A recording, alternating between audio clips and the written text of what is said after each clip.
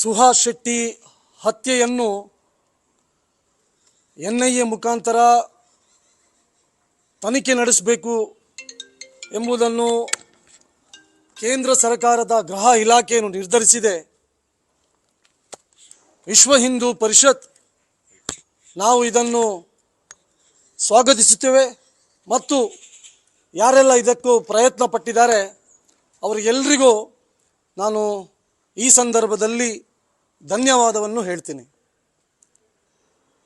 ಪ್ರವೀಣ್ ನೆಟ್ಟಾರ್ ಹತ್ಯೆಯಾದಂಥ ಸಂದರ್ಭದಲ್ಲಿ ಇದರ ಹಿಂದೆ PFIಯ ಕೈವಾಡ ಇದೆ ಎಂಬ ಕಾರಣಕ್ಕೋಸ್ಕರ ಪ್ರವೀಣ್ ನೆಟ್ಟಾರ್ ಕೇಸನ್ನು ರಾಷ್ಟ್ರೀಯ ತನಿಖಾ ದಳದ ಮುಖಾಂತರ ತನಿಖೆ ನಡೆಸಿದ್ರು. ಆ ತನಿಖೆ ನಂತರ ಇಡೀ ದೇಶದಲ್ಲಿ ಪಾಪ್ಯುಲರ್ ಫ್ರಂಟ್ ಆಫ್ ಇಂಡಿಯಾಕ್ಕೆ ಕೇಂದ್ರ ಸರ್ಕಾರ ಬ್ಯಾನ್ ಮಾಡಿತು. ಆ ಬ್ಯಾನ್ ಮಾಡಿದ ನಂತರ ನಾವು ಸಾಕಷ್ಟು ಸಲ ಹೇಳಿದ್ವಿ, popular front of India ban ಆದ್ರೂ ಆ ಸಂಘಟನೆಯ ಚಟುವಟಿಕೆಗಳು ಕರಾವಳಿ ಭಾಗದಲ್ಲಿ ಇನ್ನೂ ಇದೆ.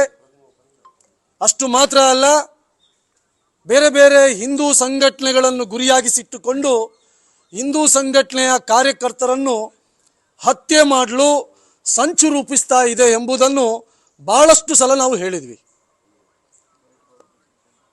ಸುಹಾಸ್ ಶೆಟ್ಟಿ ಹತ್ಯೆಯಾದಂಥ ಸಂದರ್ಭದಲ್ಲೂ ಕೂಡ ಆ ಹತ್ಯೆ ಮಾಡಿದಂಥ ರೀತಿ, ಅವರು ಮಾಡಿದಂತಹ ಸಂಚು, ಇದರ ಹಿಂದೆ ಅದು ಪ್ರಶಾಂತ್ ಪೂಜಾರಿ ಇರ್ಬೋದು, ಪ್ರವೀಣ್ ನೆಟ್ಟಾರ್ ಇರ್ಬೋದು, ಬೇರೆ ಬೇರೆ ಹಿಂದೂ ಸಂಘಟನೆಯ ಕಾರ್ಯಕರ್ತರನ್ನು ಯಾವ ರೀತಿ ಹತ್ಯೆ ಮಾಡಿದ್ರು ಅದೇ ರೀತಿ ಒಂದು ಸಂಚನ್ನು ಸುಹಾಸ್ ಶೆಟ್ಟಿ ಹತ್ಯೆಯಲ್ಲಿ ಕೂಡ ಮಾಡಿದರು. ಅದಕ್ಕೋಸ್ಕರ ನಮಗೆ ಬಲವಾದಂಥ ಒಂದು ಸಂಶಯ ಇತ್ತು, ಸುಹಾಸ್ ಶೆಟ್ಟಿ ಹತ್ಯೆಯ ಹಿಂದೆನೂ ನಿಷೇಧಿತ ಪಾಪ್ಯುಲರ್ ಫ್ರಂಟ್ ಆಫ್ ಇಂಡಿಯಾ ಸಂಘಟನೆಯ ಕೈವಾಡ ಇದೆ.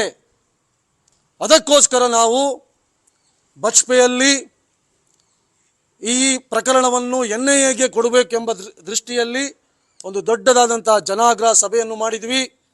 ಅದರ ನಂತರ ಸುಹಾಸ್ ಶೆಟ್ಟಿಯ ಮನೆಯವರು ಕೂಡ ರಾಜ್ಯಪಾಲರನ್ನು ಭೇಟಿಯಾಗಿ ಮನವಿಯನ್ನು ಕೂಡ ಈ ಸಂದರ್ಭದಲ್ಲಿ ಮಾಡಿದರು. ಹಾಗಾಗಿ ಇವತ್ತು ಆ ಸುಹಾಸ್ ಶೆಟ್ಟಿ ಕೇಸನ್ನು NIA ಕೊಡುವುದರ ಮುಖಾಂತರ ಇವತ್ತು ಇನ್ನೂ PFI ಸಕ್ರಿಯ ಇದೆ ಎಂಬುದನ್ನು ಇವತ್ತು ಸಾಬೀತುಪಡಿಸಿದೆ. ಅದಕ್ಕೋಸ್ಕರ ನಾನು ಈ NIA ತನಿಖೆಯ ಮುಖಾಂತರ ಸುಹಾಸ್ ಶೆಟ್ಟಿ ಹತ್ಯೆಯ ಹಿಂದೆ ಇರುವಂತಹ ಯಾರು ಹಂತಕರಿದ್ದಾರೆ, ಯಾರು ಇದಕ್ಕೆ ಸಂಚು ರೂಪಿಸಿದ್ದಾರೆ, ಅಷ್ಟು ಮಾತ್ರ ಅಲ್ಲ, ಇವತ್ತು ಬೇರೆ ಬೇರೆ ವಿದೇಶಗಳಿಂದಲೂ ಕೂಡ ಇದಕ್ಕೆ ಫಂಡಿಂಗ್ ಆಗಿದೆ. ಸುಹಾಸ್ ಶೆಟ್ಟಿಯ ತಾಯಿ ಹೇಳಿದಾಗೇನೆ ಇದು ಕೇವಲ 10-12 ಜನ ಮಾಡಿದಂತಹ ಕೊಲೆ ಅಲ್ಲ, ಇದರ ಹಿಂದೆ ಸುಮಾರು 25ಕ್ಕೂ ಹೆಚ್ಚು ಜನ ಇವತ್ತು ಈ ಕೊಲೆಯಲ್ಲಿ ಭಾಗಿಯಾಗಿದ್ದಾರೆ. ಹಾಗಾಗಿ ನಾನು ಈ ರಾಷ್ಟ್ರೀಯ ತನಿಖಾ ತಂಡದ ಏನು ತನಿಖಾಧಿಕಾರಿಗಳಿದ್ದಾರೆ, ನಾನು ಅವರ ಆಗ್ರಹ ಮಾಡ್ತಾ ಇದ್ದೇನೆ, ತಕ್ಷಣ ನೀವು ಇದನ್ನು ತನಿಖೆಯನ್ನು ಪ್ರಾರಂಭ ಮಾಡಿ. ಈಗಾಗಲೇ 11 ಜನ ಬಂಧನ ಮಾಡಿದ್ದಾರೆ, ಇನ್ನೂ 16 ಜನ ಇದರ ಹಿಂದೆ ಇದ್ದಾರೆ. ಸ್ಪಷ್ಟವಾಗಿ ಆ ವಿಡಿಯೋ ನೋಡಬೇಕು. ನೋಡಿ, ಈ ಹತ್ಯೆಯಲ್ಲಿ ಸುಖಾನಂದ್ ಶೆಟ್ಟಿಯ ಹತ್ಯೆಯ ಆರೋಪಿ ಮತ್ತು ಕ್ಯಾಂಡಲ್ ಸಂತುನ ಹತ್ಯೆಯ ಆರೋಪಿ ನೌಷದ್ ಎಂಬಾತ ಈ ಹತ್ಯೆಯಲ್ಲಿದ್ದಾನೆ. ನೌಷದ್ ಯಾರು? ಇವನಿಗೆ ಪಾಪ್ಯುಲರ್ ಫ್ರಂಟ್ ಆಫ್ ಇಂಡಿಯಾದ ಜೊತೆ ನಂಟು ಇದೆ. ಅಷ್ಟು ಮಾತ್ರ ಅಲ್ಲ, ಇವತ್ತು ಈ ಹತ್ಯೆಯಲ್ಲಿ ಫಾಜಿಲ್ನ ಅಣ್ಣ ಯಾರಿದ್ದಾನೆ ಆದಿಲ್, ಇವನು ಈ ಕೇಸಲ್ಲಿದ್ದಾನೆ. ಹಾಗಾಗಿ ಆದಿಲ್ಗೂ ಕೂಡ PFIಯ ಜೊತೆ ಸಂಪರ್ಕ ಇದೆ ಎಂಬುವಂಥದ್ದು ಇವತ್ತು ಸುದ್ದಿಗಳು ಹರಡ್ತಾ ಇದೆ. ಹಾಗಾಗಿ ನಾನು 11 ಜನ ಕಾವಲಿ ಬಂಧನ ಮಾಡಿದರೆ ಮಾತ್ರ ಅಲ್ಲ, ಇವತ್ತು PFI ಏನು, ಇದೊಂದು ಸುಹಾಸ್ ಶೆಟ್ಟಿಯ ಹತ್ಯೆ ಒಬ್ಬ ವ್ಯಕ್ತಿಯ ಹತ್ಯೆ ಅಲ್ಲ, ಇದು ಇಡೀ ಕರಾವಳಿ ಭಾಗದಲ್ಲಿ ಹಿಂದೂಗಳಿಗೆ ಈ ಹತ್ಯೆಯ ಮುಖಾಂತರ ಭಯ ಇರಬೇಕು, ಒಂದು ವಾತಾವರಣವನ್ನು ನಿರ್ಮಾಣ ಮಾಡಬೇಕು. ಅಷ್ಟು ಮಾತ್ರ ಅಲ್ಲ, PFI ಬ್ಯಾನ್ ಆದರೂ ನಾವು ಜೀವಂತವಾಗಿ ಇದ್ದೇವೆ ಎಂಬುದನ್ನು ತೋರಿಸಿಕೊಡ್ಲಿಕ್ಕೆ ಮಾಡಿದಂತಹ ಇದೊಂದು ವ್ಯವಸ್ಥಿತವಾದಂತಹ ಇದೊಂದು ಹತ್ಯೆ. ಅದಕ್ಕೋಸ್ಕರ ಇವತ್ತು ಶಾಂತಿಯುತವಾಗಿದ್ದಂಥ ಕರಾವಳಿಯಲ್ಲಿ ಅಶಾಂತಿಯನ್ನು ನಿರ್ಮಾಣ ಮಾಡಿದ್ದು ಯಾರು? ಸುಹಾಸ್ ಶೆಟ್ಟಿಯ ಹತ್ಯೆ ಕಾರಣದಿಂದಾಗಿ ಇವತ್ತು ಈ ಘಟನೆಗಳಾಗ್ತಾ ಇದೆ. ಹಾಗಾಗಿ ಇಲ್ಲಿ ಅಶಾಂತಿಯ ನಿರ್ಮಾಣ ಆಗಬೇಕು, ಭಯವನ್ನು ಹಿಂದೂಗಳಲ್ಲಿ ಭಯ ಹುಟ್ಟಿಸಬೇಕೆಂಬ ಕಾರಣಕ್ಕೋಸ್ಕರ ಸುಭಾಷ್ ಶೆಟ್ಟಿಯ ಹತ್ಯೆ ಆಗಿದೆ.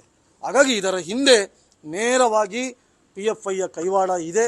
ಅದಕ್ಕೋಸ್ಕರ ಇವತ್ತು ನಾವು ಆಗ್ರಹ ಮಾಡಿದ್ದು ಅದಕ್ಕೋಸ್ಕರ ರಾಷ್ಟ್ರೀಯ ತನಿಖಾ ದಳದಿಂದ ಇದು ತನಿಖೆ ನಡೆಸಲಿ ಅಂತ. ಈಗ ಇನ್ನೊಂದು ಅಂತ ಹೇಳಿದ್ರೆ ಅಶ್ರಫ್ ಮತ್ತೆ ರೆಹಮಾನ್ ಕೇಸ್ಗಳನ್ನು ಕೂಡ NIAಗೆ ಕೊಡಬೇಕು ಅನ್ನೋ ಒತ್ತಾಯ ಕೇಳಿಬರ್ತಾ ಇದೆ.